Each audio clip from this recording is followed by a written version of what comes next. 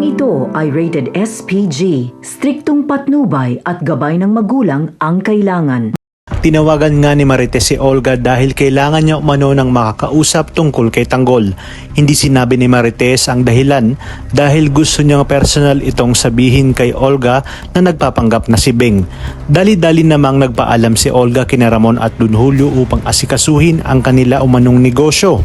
Kaya naman nagtataka na si Ramon dahil napapadalas ang pag-alis ni Olga. Binantaan niya si Olga na siguraduhin itong tungkol talaga sa negosyo ang inaatupag nito at hindi nga sa mga walang kwentang bagay. Habang si Tanggol naman ay matagumpay na natakasan ang mga parak at nalaman niyang galing kay Roda ang inihagis sa kanyang bag ng snatcher. Kaya naman kinuha niya ito upang makabawi. Nakita niya ang maglolang pulubi at binigyan niya ito ng pera.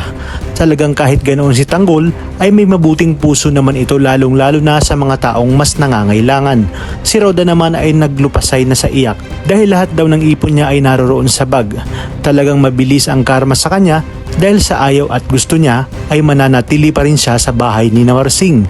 Gulat na gulat naman si Olga nang malaman mula kay Marites na nakalaya na si Tanggol. Halatado sa kanya na kinakabahan siya dahil anumang oras po pwedeng magkita ang tunay na mag-ama. Pinuntahan naman ni Tanggol si Babol sa Toledo Street. Nakita naman siya ni Jelly kaya naman nagpresinta na itong samahan ang binata. Tuwang-tuwa naman itong si Bubbles nang makita si Tanggol at tila kinilig pa nga ang dalagang ito at ang mga dapat nating abangan.